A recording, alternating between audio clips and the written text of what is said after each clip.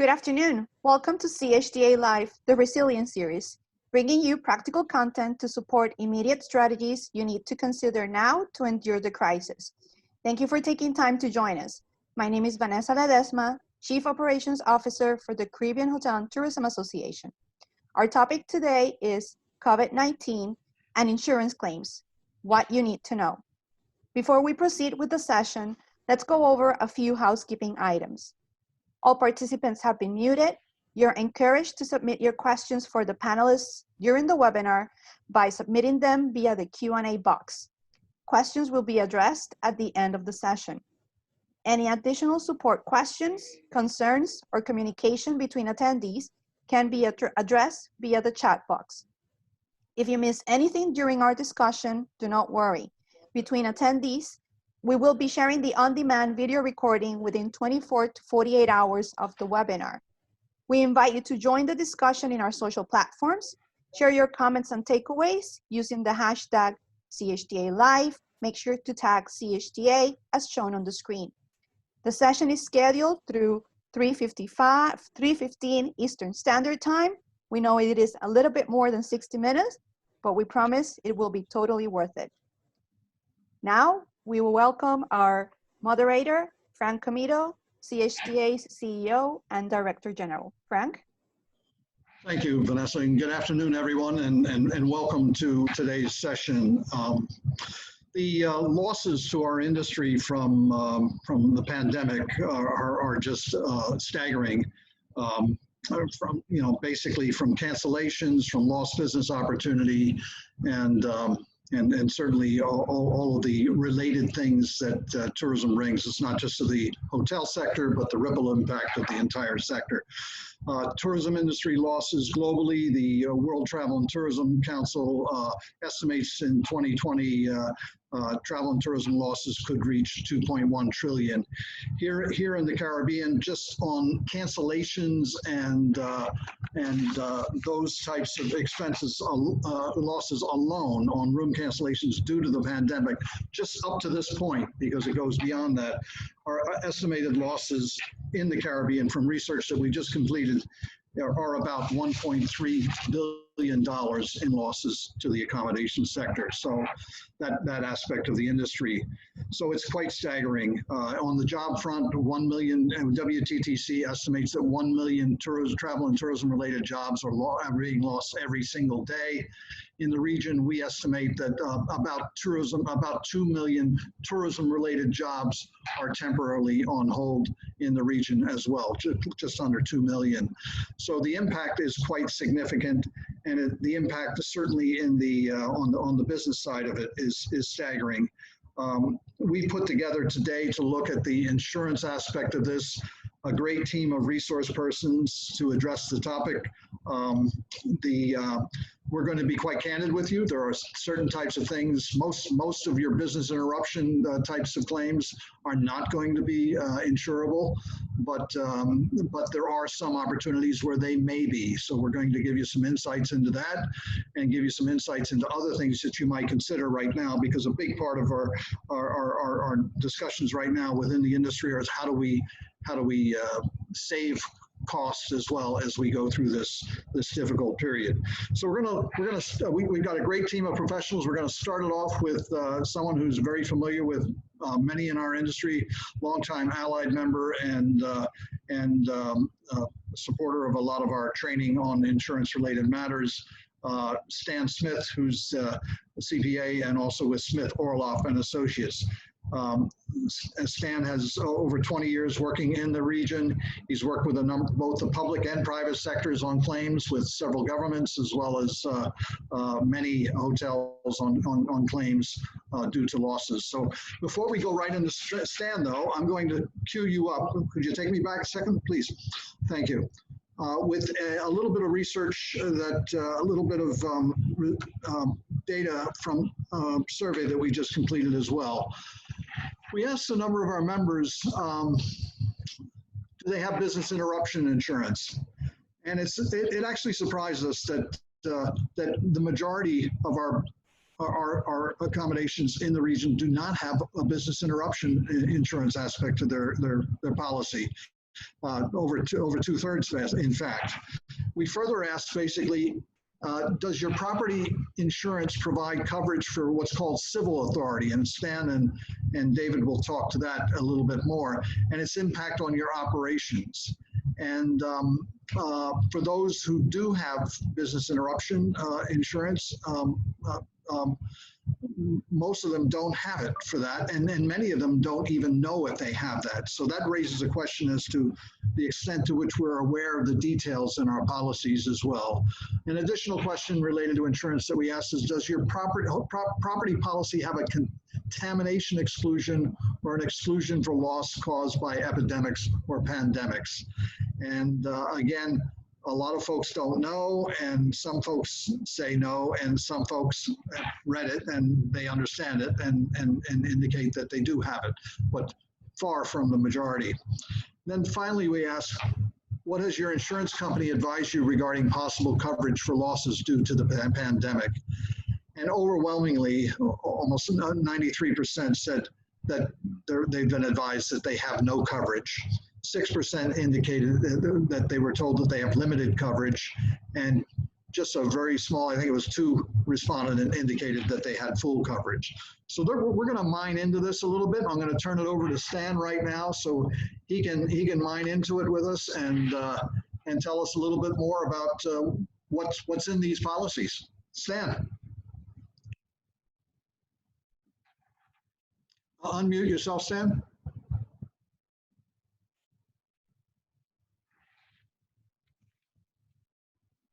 Right. Thank you very much, and good afternoon to everyone. As Frank mentioned, the reality of the situation, and as is evidenced in the survey, the majority of people, of policies, will not provide coverage, but there are opportunities. And I want to go through those with you. First, let me make 2 comments. One is, everyone should realize that an insurance policy is really a contract. It has the contractual terms in it, and there could be cases where things are not as clear as maybe it was intended. So you have typical contract issues.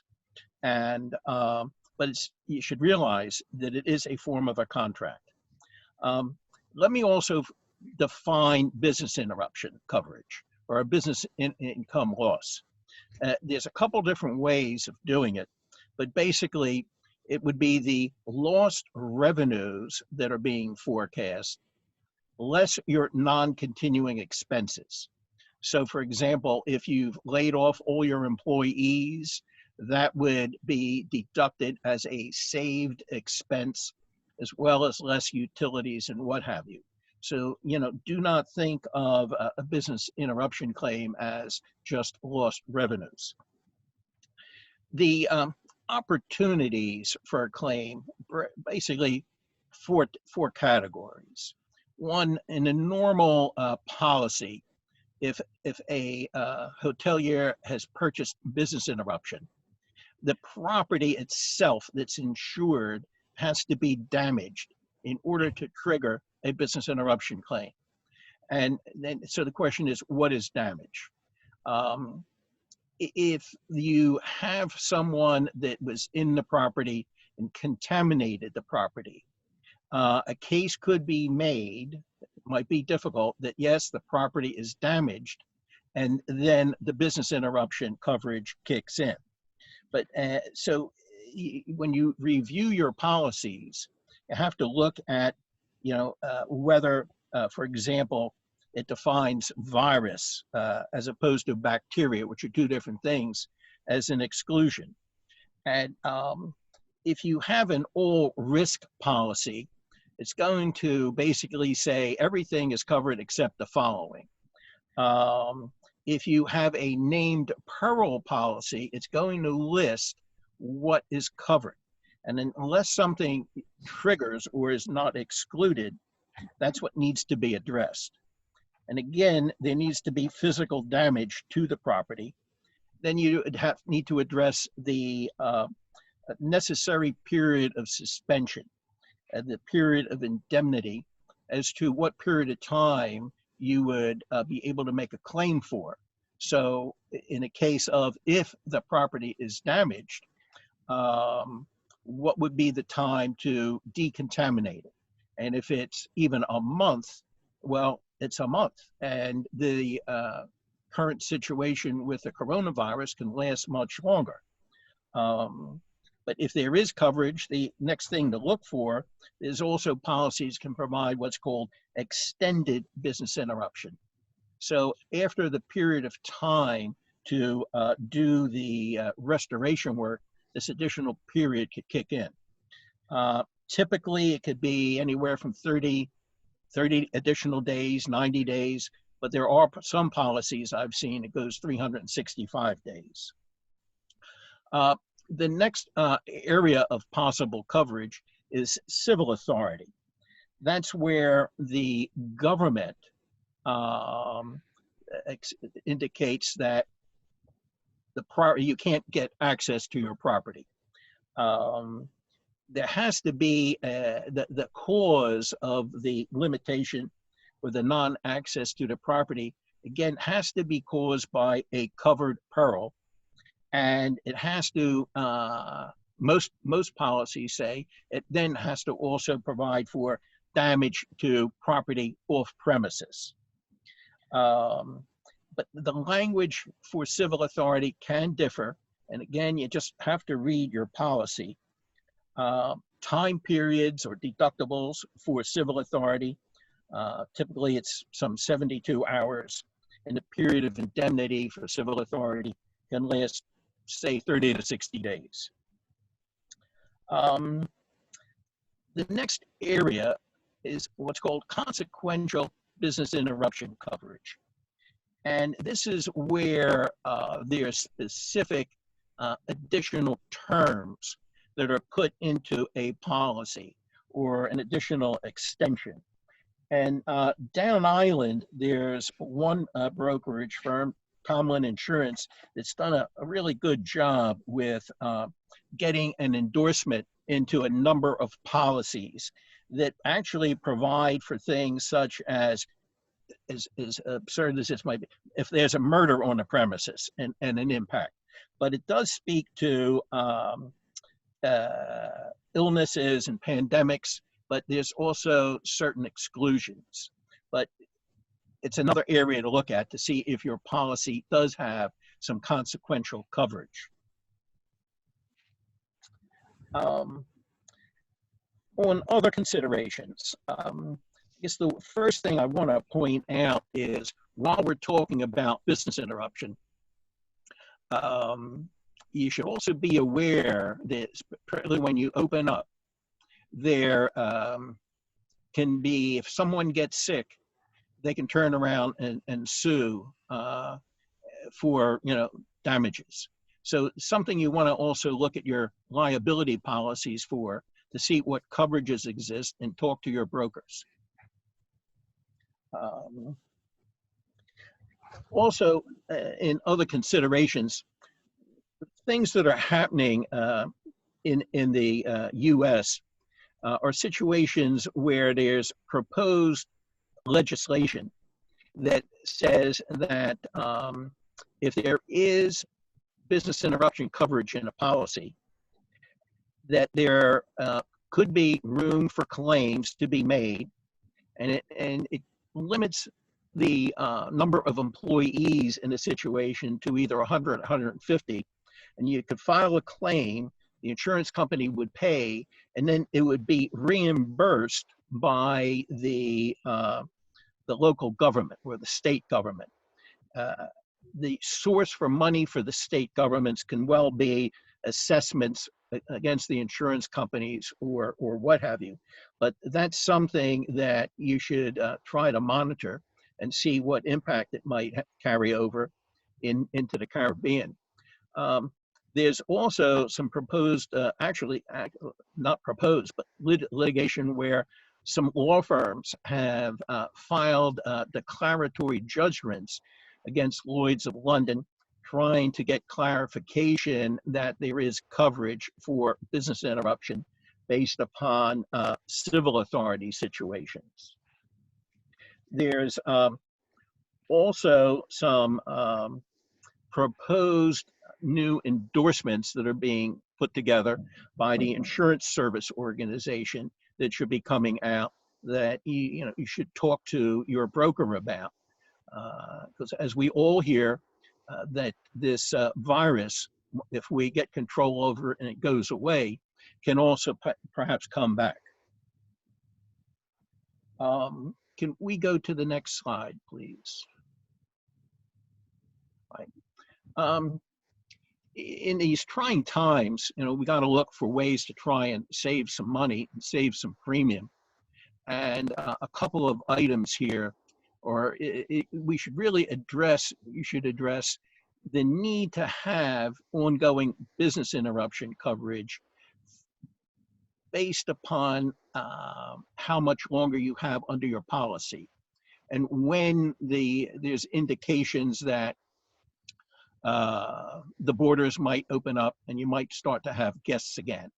Because in the current situation, if you do not have any coverage for the coronavirus, your anticipated revenues are going to be zero.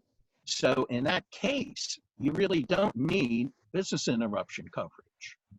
But again, look at it and find out to what the refund premium would be. And when I say that, it's not just prorated based upon the number of months. A lot of premium is earned based upon the rule of 78ths, so it's front end loaded. Other areas to look at to try and save some premium is increasing deductibles or establishing sublimits for selected occurrences. Frank, I think that kind of keeps me to my time limit. Am I? You're good? Do you have any more to say? No, that's really it.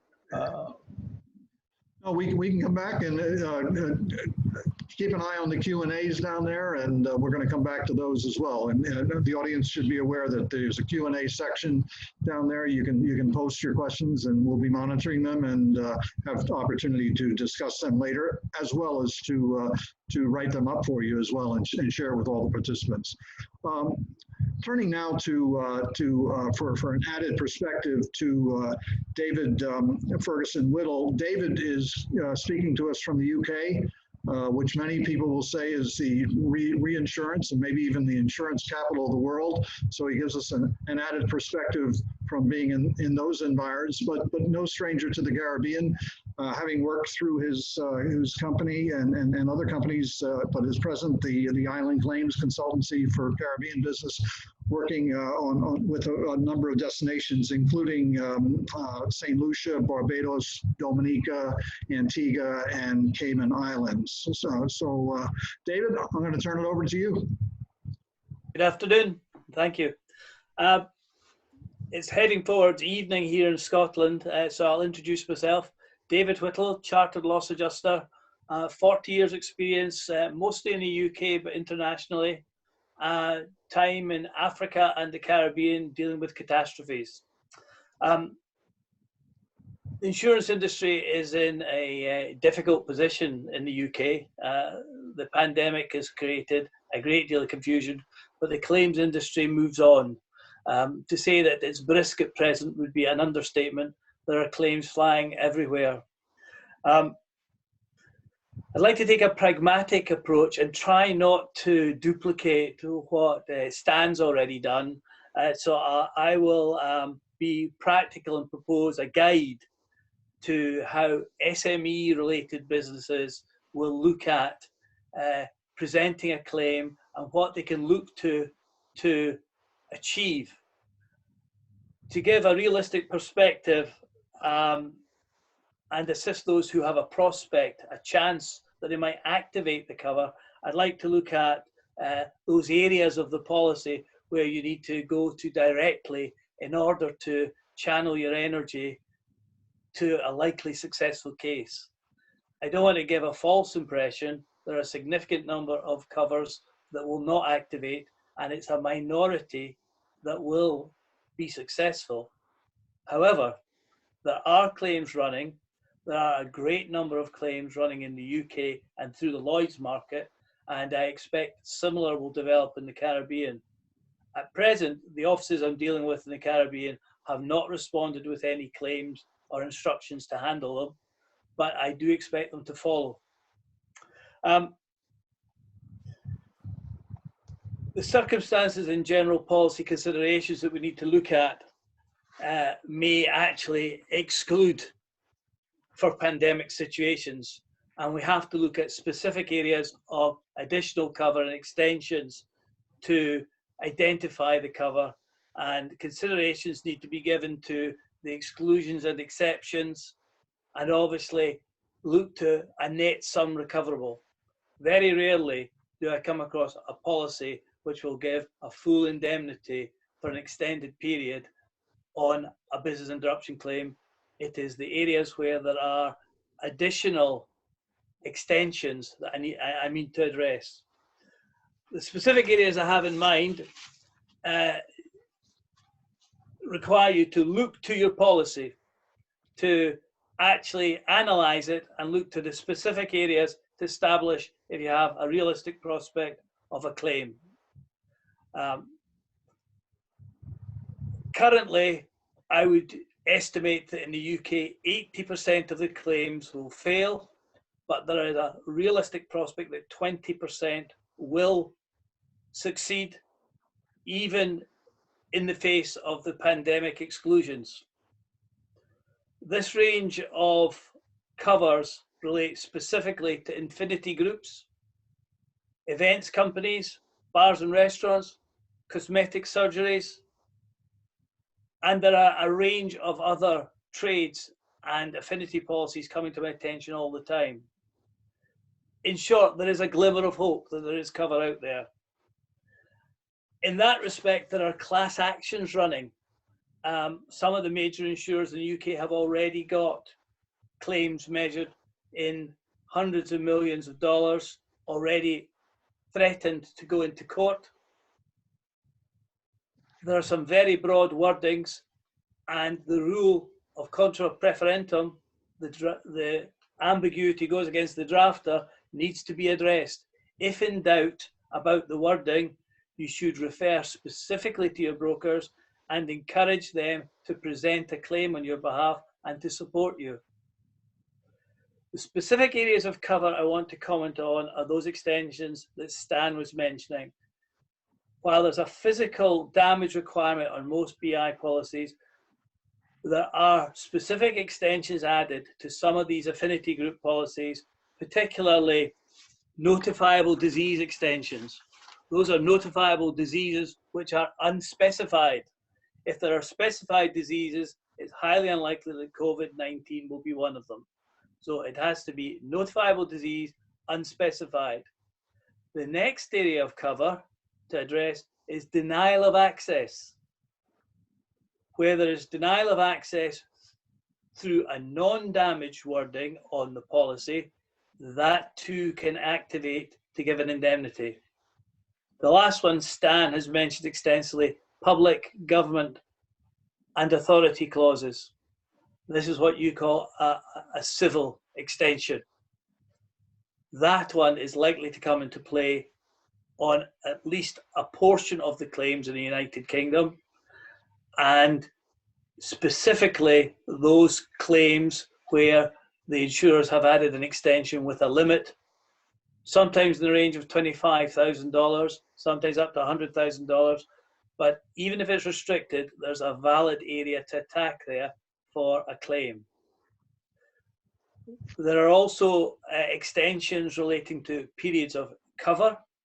These may be as much as 3 months, or there may be geographic restrictions. A 25-mile radius for a notifiable incident has been mentioned. It's been as small as a 1-mile radius.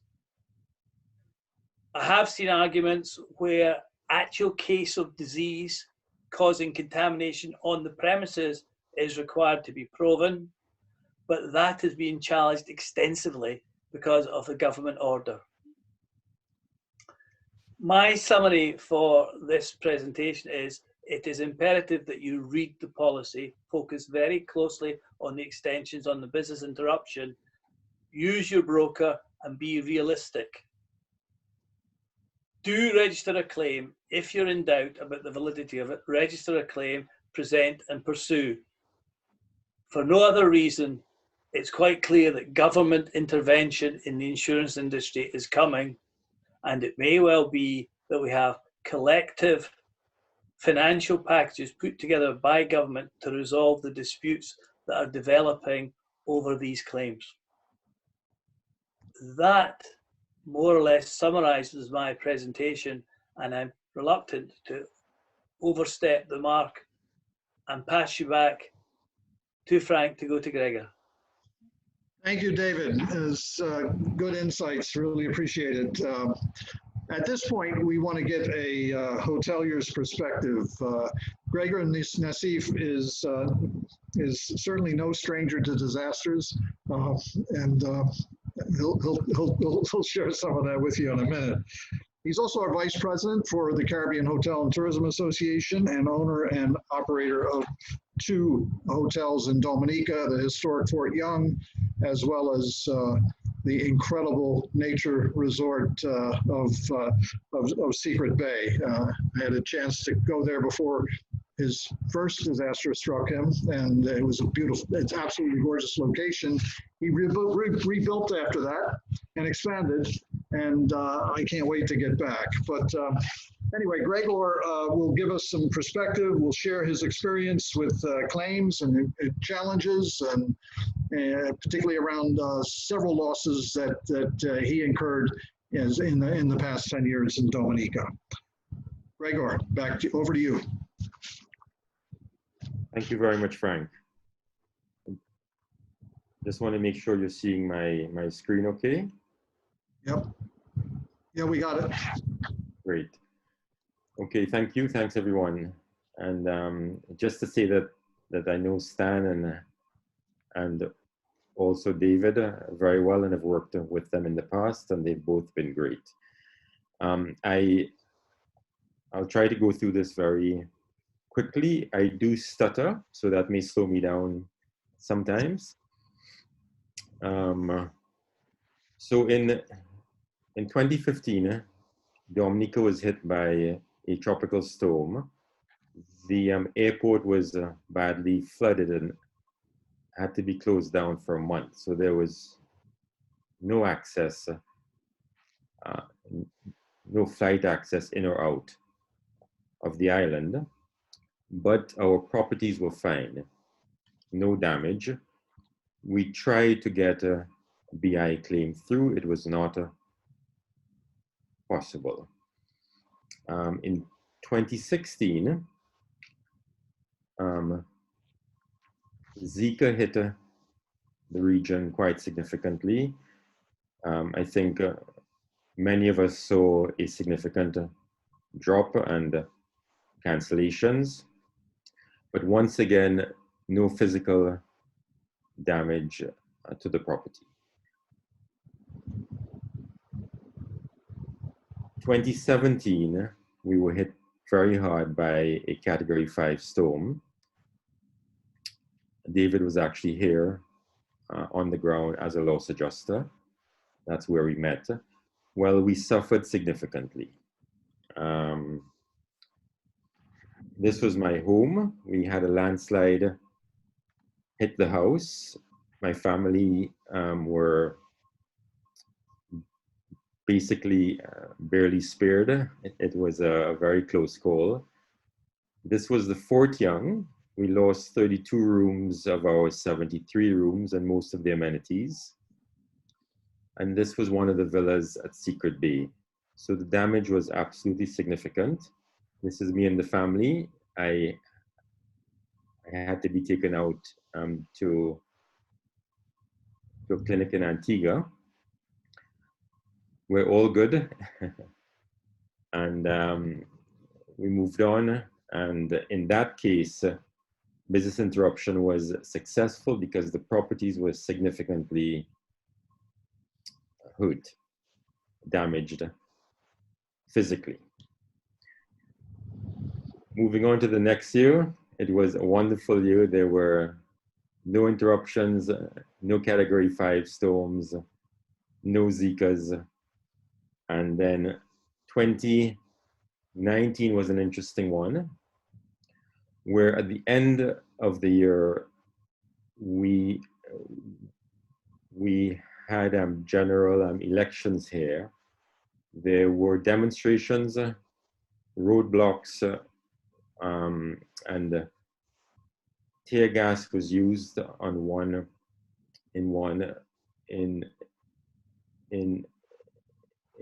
instance. And with the news and the roadblocks, we suffered also significant cancellations for the last month of the year, which is a very critical month, of course. But once again, the property itself was intact. So fast forward to now, where we have COVID-19, no guests, no income of any kind, significant losses, but again, the properties are physically fine. So the point that I'm making here is that in only one of the past 5 experiences that we had where the business was significantly interrupted, only one was a claim successful because of the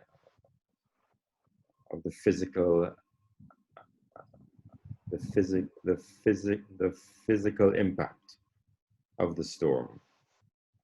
So also we attempted a business interruption claim for COVID-19, and it was not successful. Just a very brief summary of what I've learned is that like this, you only really delve into insurance and start to read your policies after something has occurred and when you need insurance. And the strongest advice I can give to everyone is to read your policies and get to know how insurance works. Speak to experts to brokers, to loss adjusters. They really help. They understand the industry. For us, it's an industry that we think about only when we actually need it. For them, they work it for 20 years, 30 years, they know the ins and outs. And the other thing is that your patience and your fortitude will certainly be put to the test. Yeah, in the case of Fort Young, as an example, if our claim was for one, the first offer that came in was 43 cents of the dollar, if I can say it that way, and we settled at 83, and the settlement process took 14 to 24 months, so very significant. CHTA went much faster, but again, the first offer was less than half of the claim, and we settled at something closer to the claim, and it took 3.5 months.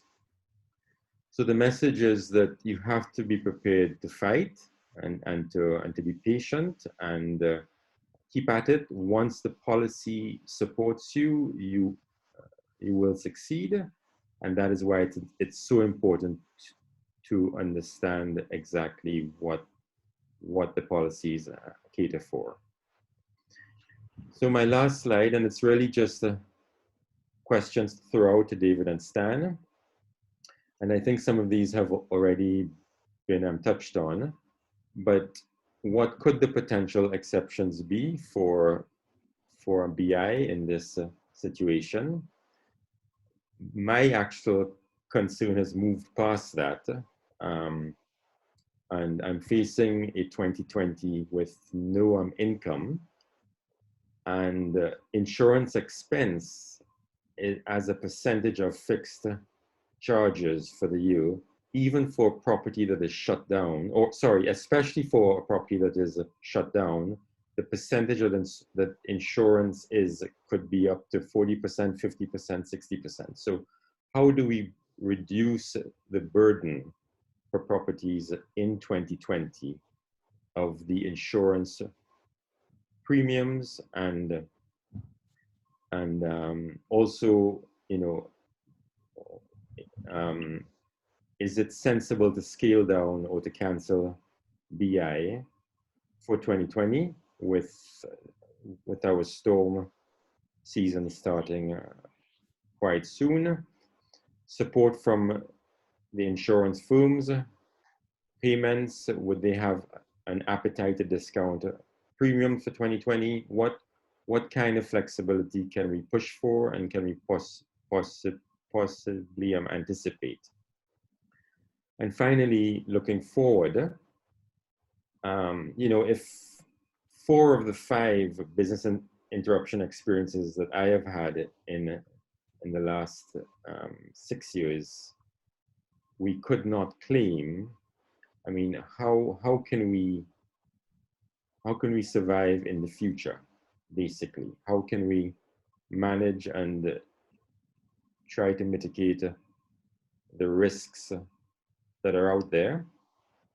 And are there some suggestions as to how to strengthen our insurance coverage for the future?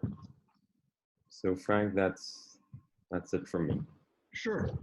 So you threw out a couple of questions out there, and some of it around what to do now, and it actually dovetails well with a question we got from one of our participants. It's a long question. I'm going to ask David and Stan to listen to it carefully and then chime in.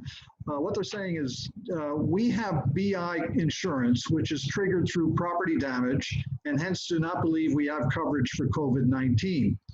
We currently have insured on budgeted full year normal gross profits. Understanding that being that if a hurricane hits late in the year and COVID has disappeared, trade for the following 12 months would be back to normal levels and we would be adequately insured.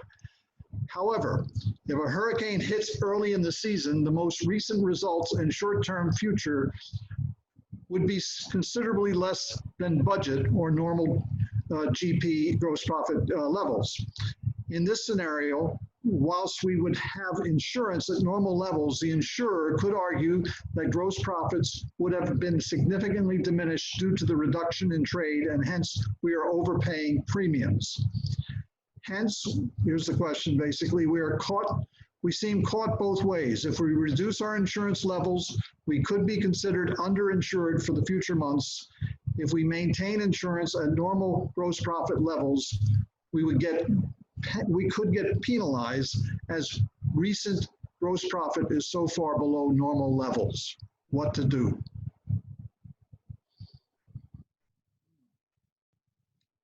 Well, Frank, that really describes, you know, the situation that I mentioned as far as how to save premium. Is in that situation, when does the policy expire? If it expires, say, in September, early September, then you're risking, you know, only a couple months in hurricane season. If you cancel the current policy or the current coverage, and then on a renewal, you purchased the coverage again. Another possibility is maybe instead of 100% insurance, a sublimit for business interruption to see if some premium could be saved. But it's looking at the situation and saying, if my policy expires within the next few months, next 4 months, what's a possibility of a hurricane happening? And if it does, and I'm not back in operation yet, there's no coverage, because in a BI claim, and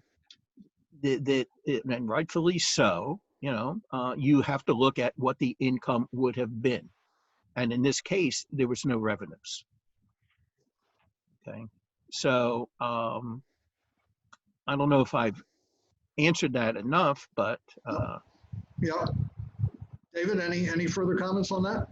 I think Stan's captured most of it. The only other thing I would add is the option is to go to the broker and ask with regard to the option of a first loss cover on a reduced premium. But the danger is that you find that you leave yourself significantly short. Okay. Yeah, but David, you're right. Kind of even goes to maybe what as far as with less money, a sublimit. But again, got to look at the period of time, until you really get into the heart of hurricane season, and maybe you just drag it out a little bit and purchase your property coverage without the BI, depending upon the renewal date, and then just see if you can get it covered at some point. Of course, it's more a question for a broker than for Stan or I, but it's all a juggling match to try and make it economic. Correct. Sure. We keep hearing this as well, the whole issue of force majeure. So there's a question here. Can you please address how force majeure, I know you're not attorneys, but you're certainly familiar with all the details of insurance policy contracts. Can you please address how force majeure clauses impact contracts, more specifically insurance contracts? Comes down to reading the contract to see what it says, Frank, like any other contract. Okay. It's as simple as that. Okay. And there are manuscript policies out in the world that could address things like that. But a number of policies that are off the shelf, the special coverages are just not written into a policy. I could tell you, in one of the Caribbean countries, all of the basic policies are totally silent as regarding civil authority and consequential matters, and they really need to be addressed with a broker. And I can remember years ago when I did a rather large hotel loss in Guam, which is in the middle of the Pacific Ocean. And the only way people can get there is on an airplane. And I remember we brought a risk manager out from Allianz, sat with the owner, and one of the risks that he identified at the time is, well, what if the airport closes? You can't get any guests. How about having business interruption coverage for it? Now, I'm going back maybe some 20 years, and everybody laughed at it, but it's a reality. And we're seeing that today. So speaking of, go ahead. Well, one more thing too, before I, not that I would forget it, but when properties are closed. That's what I was going to ask you. Yeah, people yet need to review the policy to see what is in there with regard to vacant or unoccupied property.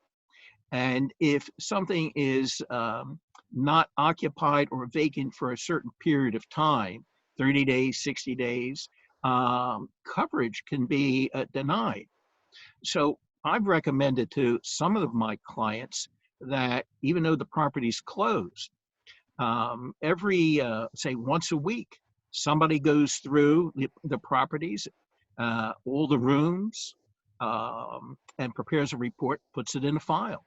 And also, if it's possible, shut the water off to the rooms to prevent any water damages that might occur. And document them. Right, that's correct. Oh.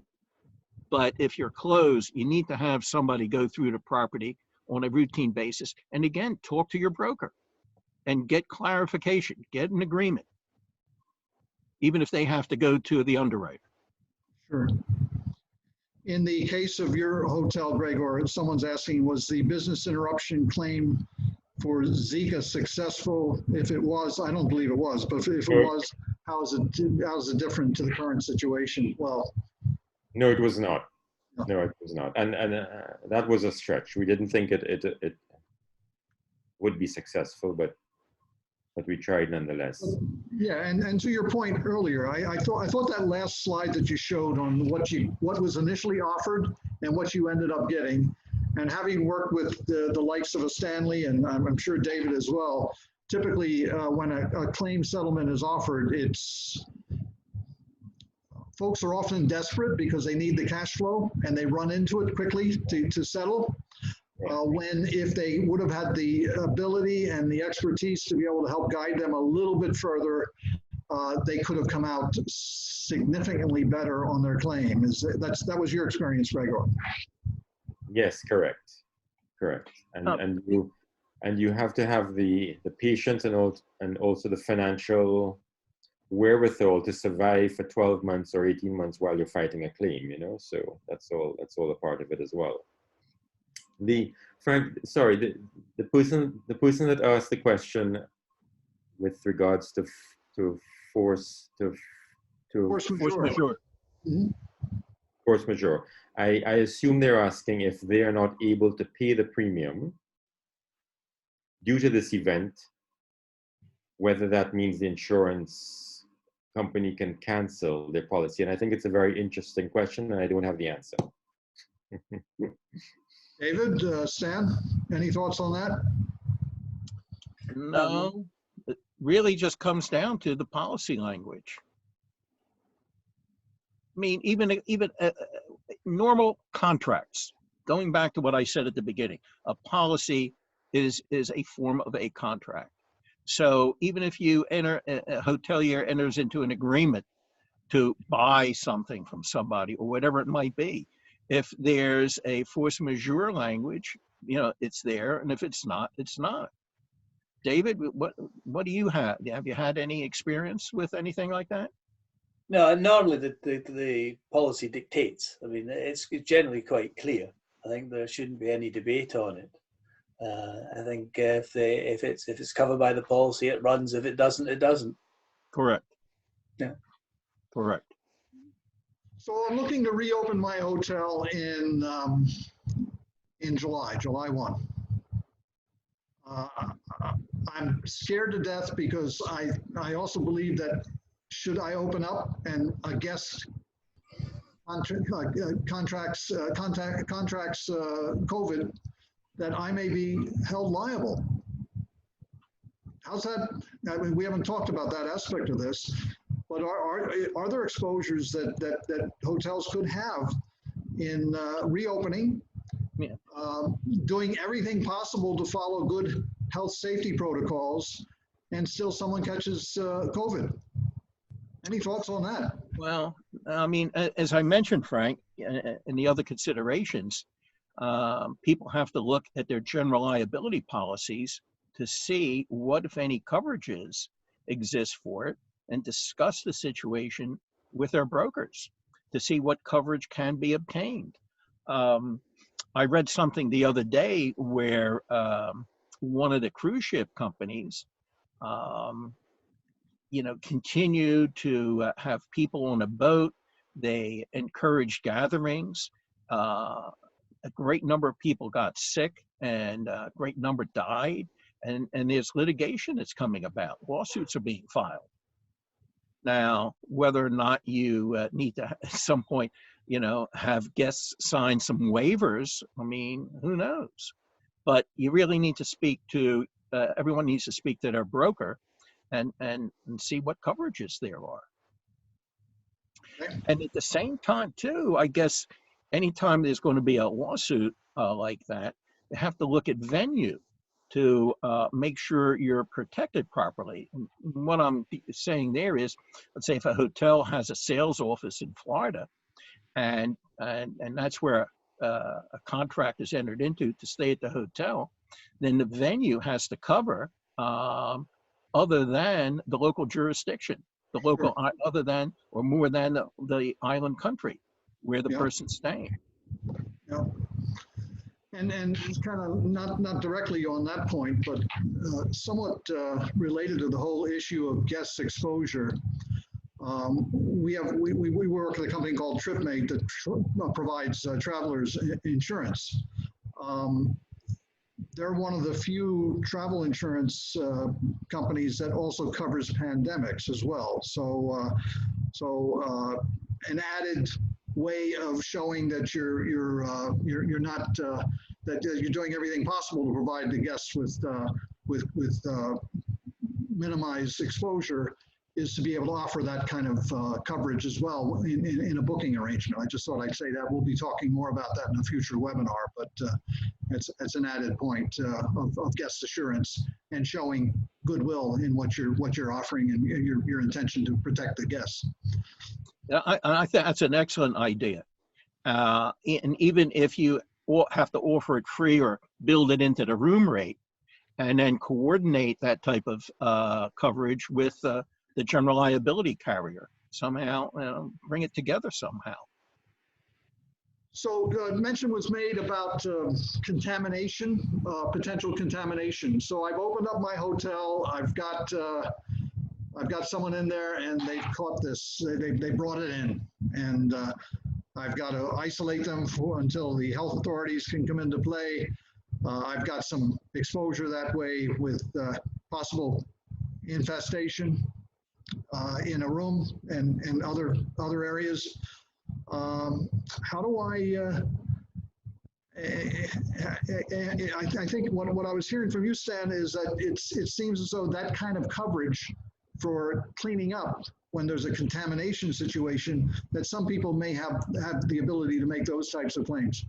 Well, it really comes down to, does that constitute damage?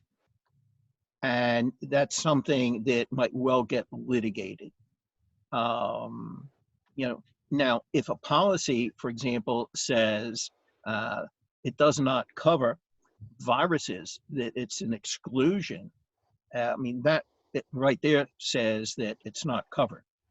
But if the language in a policy is somewhat silent as to coverage for a virus, still the question is going to come up. We don't have the answer right now, is the fact that that room or the property got contaminated, does that really constitute physical damage? David, have you seen anything in that regard? Yes, we've debated that at the Council of the Chartered Institute of Loss Adjusters here in the UK, and the general consensus is the insurance market and the courts would call that damage, provided it's not specifically excluded. If you're on an all-risk wording, it would be covered. Right. In the U.S., there's cases where it's being, shall I say, questioned as to whether or not that really constitutes property damage. I think the overriding theme in the UK, coming back from government now, is they expect the insurance industry to give the consumer, the purchaser of the policy, the benefit of the doubt. So it's very much the government and the courts are leaning in the direction of Joe Public at present. So the general consensus is, although it's not been tested, there's no precedence, the general feeling is that if there's no exclusion for it, it would be covered on an all-risk policy. Yeah, and David, that goes to what you said earlier about in a contract, if it's vague or ambiguous or something's missing, then it goes against the drafter, which would be, the insurance company or the underwriters. Yeah, the rule of contra preferentum has been discussed extensively on this subject because there is so much which is grey area, and that's why we are urging people, if in doubt, to make a claim. And as Gregor said, persevere, dig in, fight for it. Yeah. Right. And there are forms, policy forms or endorsements out there that are available to cover a lot of these coverages. And that could be a starting point to work with. As I mentioned, I found out that, because I didn't have any experience with it, but there's one endorsement that deals with business interruption losses that are a result of murders and suicides, burns, food poisoning, unsanitary facilities, quarantines placed on a premises. David, you mentioned notifiable infections, including contagious diseases, but some policies that even say that then go one step further and say, however, it's void if it's a pandemic. But again, that latter wording might not be in every single policy. And then it could also deal with, the distance within the premises. So it really comes down to identifying what the risks are and then seeking insurance for it. Right.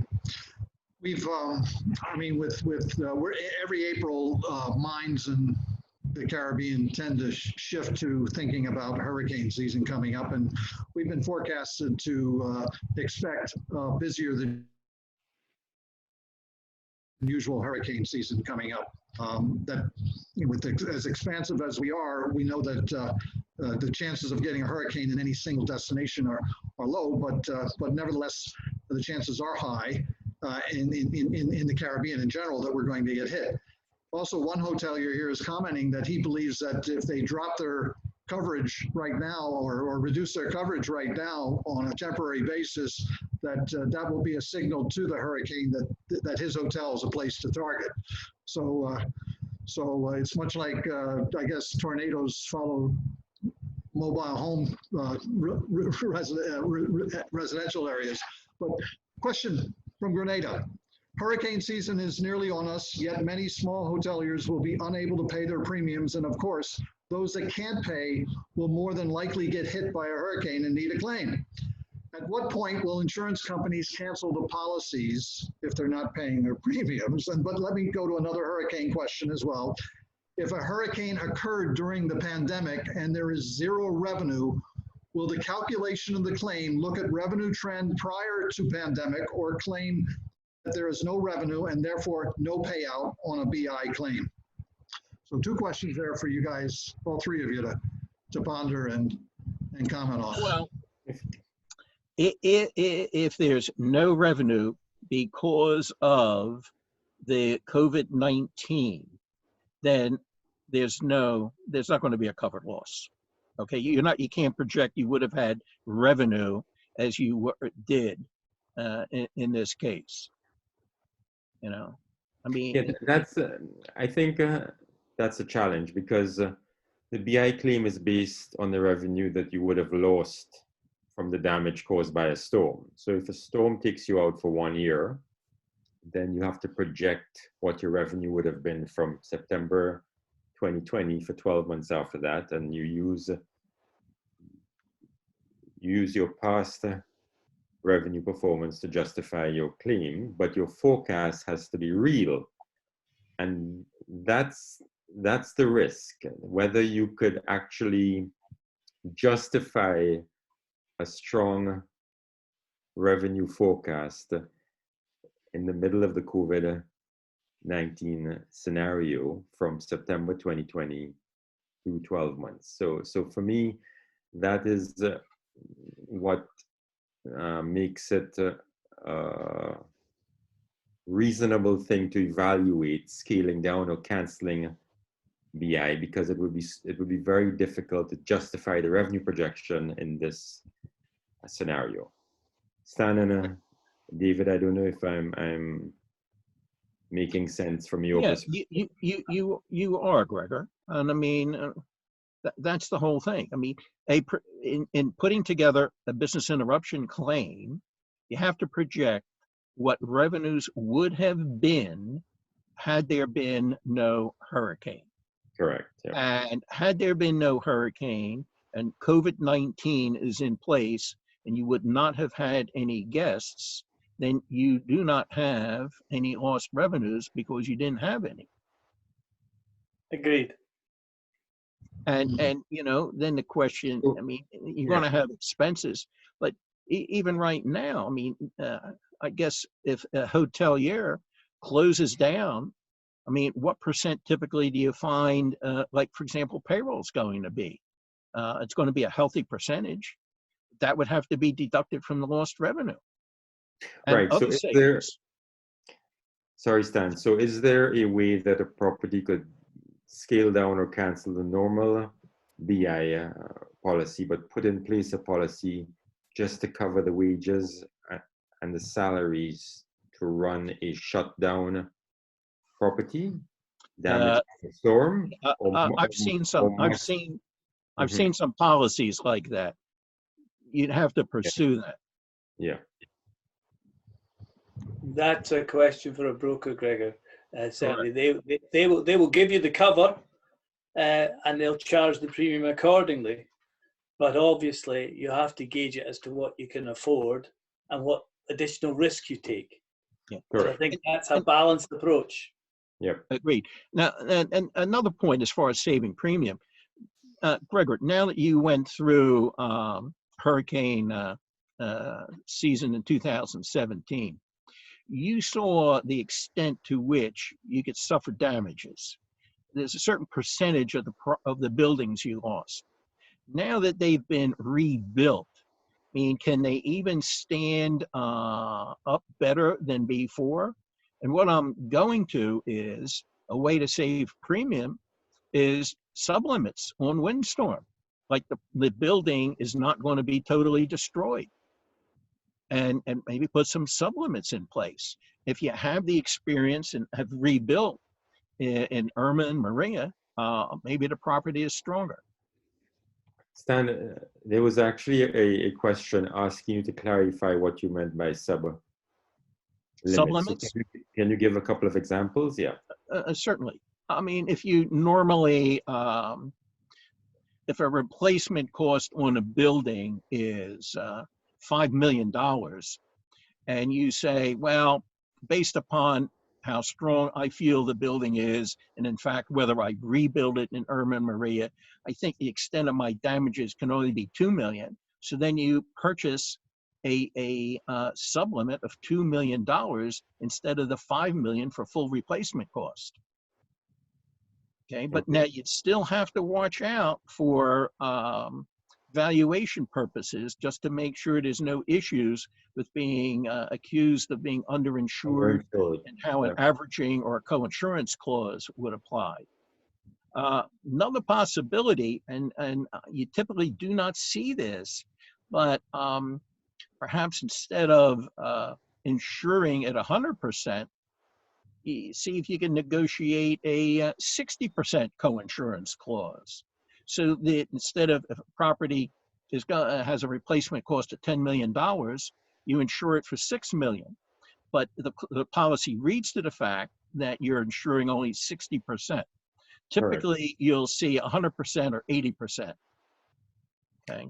Yeah. So what I will say to that is that yes, we have built back stronger. Yes, we think we can take a hit, you know, in a way now that the damage would not be as significant.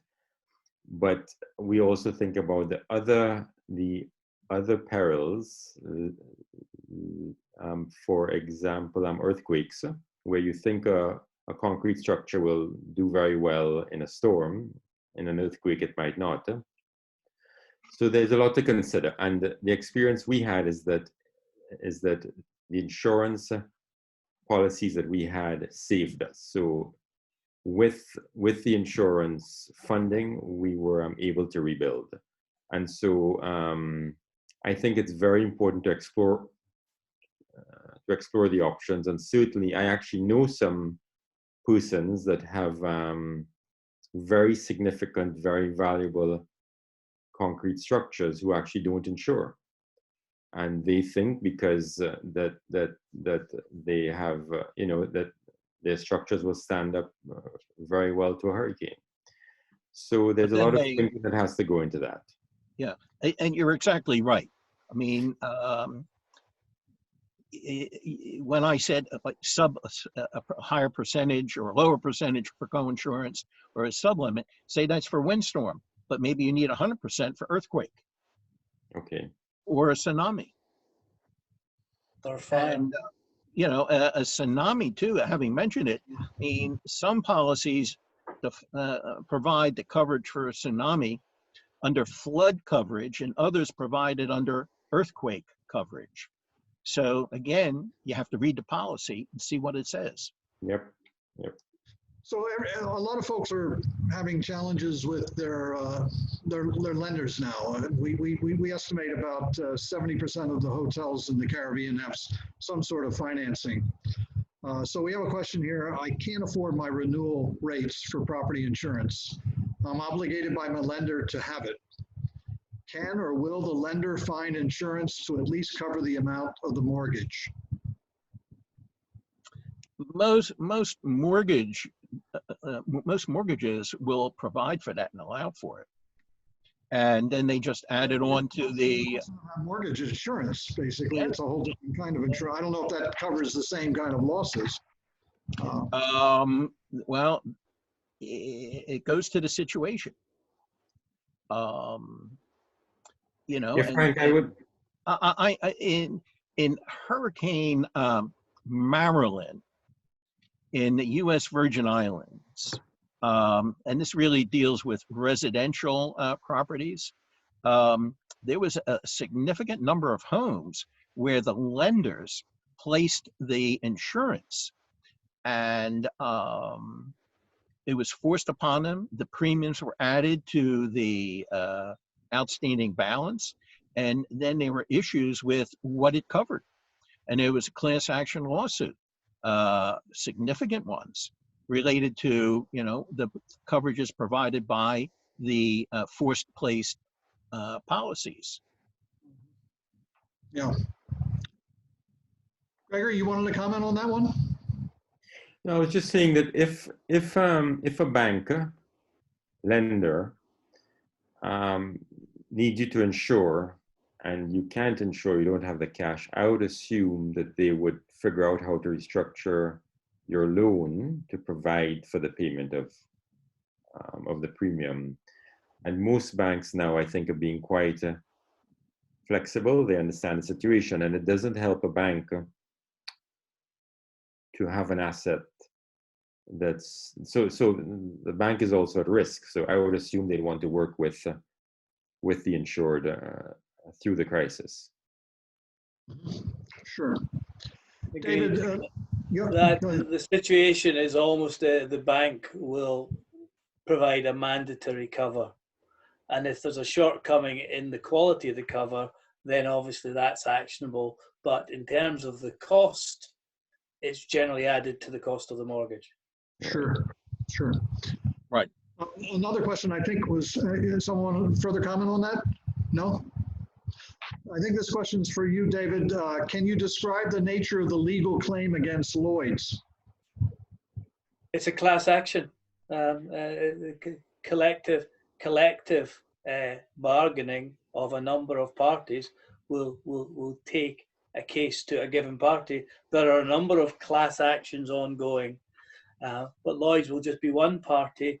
I read today in the UK press, Royal and Son Alliance, a leading company, and Hiscox all have class actions lined up against them.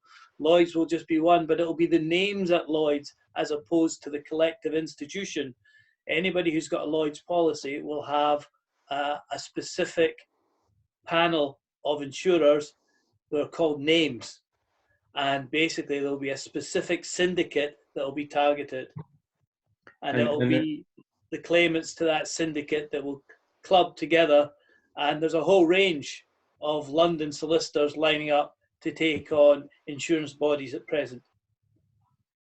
And David, go ahead, David. Gregor.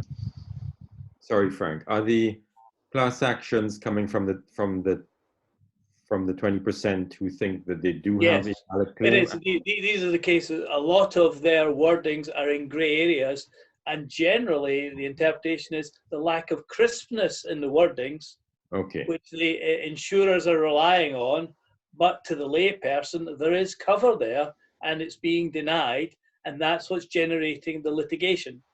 And would you summarize it as the fact that the virus could be considered damage to the property? Would that be kind of where it falls, or not necessarily?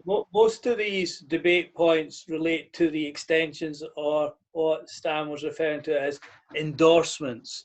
These are non-standard wordings that have been given out to various affinity groups. Brokers will sell a particular policy and add extra bits to it, and they're not strongly worded the way the insurers intend. Therefore, the consumers are entitled to the benefit of the cover. That's the minority that have a chance of succeeding. Okay, thanks.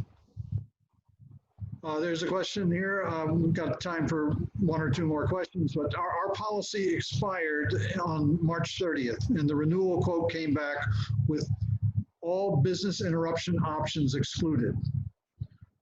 We had to have it for the bank. Now what? Well, I think they got to shop around. But, The question about is the policy brokered? yeah, right. It's a broker's problem. The broker needs to find alternative cover. If they want to maintain the business. Yeah. Yeah. Yeah. I mean, do they know, I mean, was a reason given why they wouldn't provide the business interruption coverage? They didn't indicate that in the question. Yeah. Yeah. There are some comments on the questions, others that it seems that some people that have been looking for business interruption as a result that it may not be included on it. Okay. So some of these questions which we have not been able to get to, we will answer at post and we'll share them with you. But here's a question: can Caribbean policy holders join in the class action suit in the UK if they're part of the Commonwealth? Could they?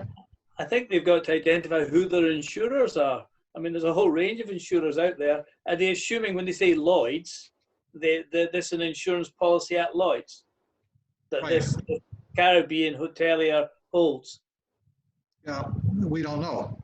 Yeah. Well, the question's too broad. It'd have to be specific to identify the syndicate in question and where the cover is placed. The cover could well be placed through a Lloyd's broker.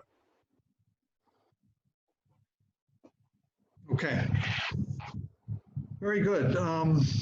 Vanessa, are we wrapping up? Do we have time for any more? We actually have time for probably one more, and if I may, it says if a business is less than 50% into the use of their annual insurance coverage, whether BI or their PLI, can they, one, have it stop with the view of resuming it at the appropriate time if when business resumes, or two, have it stopped and request a refund on the calculated balance?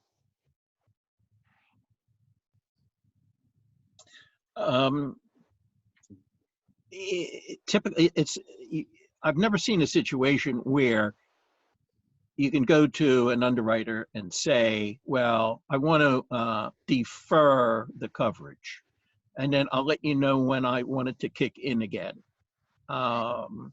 So I don't think that's going to be a situation that is realistic. But the coverage could be, I'm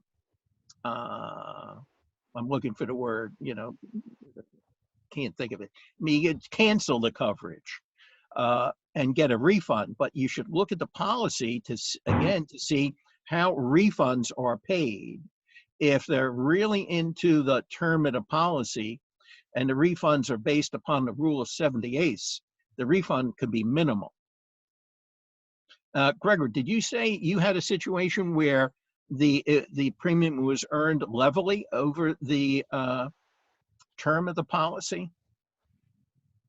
Yes, Stan. So one of the properties we decided to cancel the BI. We got a refund for the full portion that was not yet used. So okay, we were 3 months into the policy, which means we got 9 months back.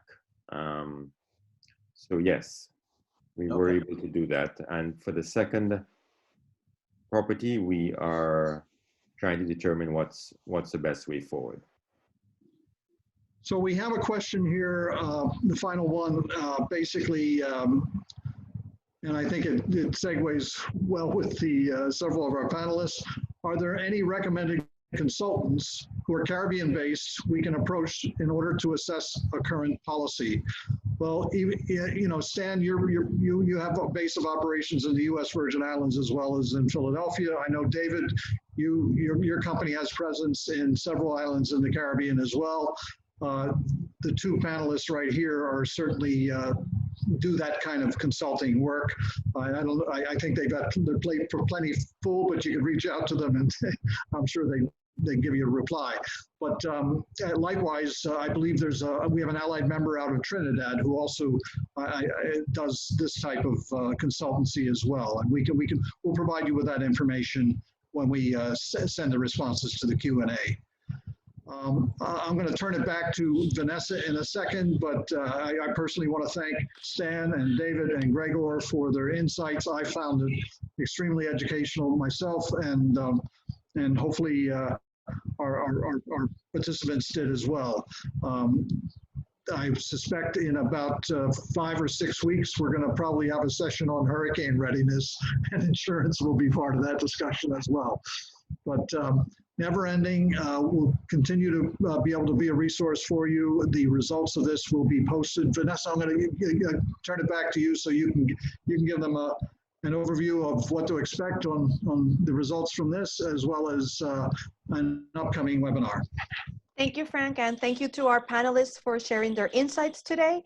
The on-demand video recording will be shared with registered attendees within 24 to 48 hours of the webinar, along with the questions that were submitted during the webinar but not answered.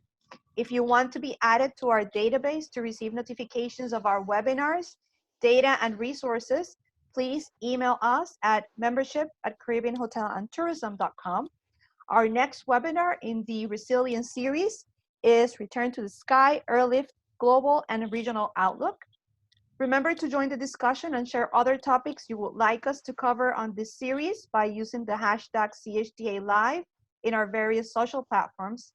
And we also invite you to share your feedback on this specific session by completing the survey link that will appear on your screen as you leave the webinar, and that will also be distributed to all of the participants.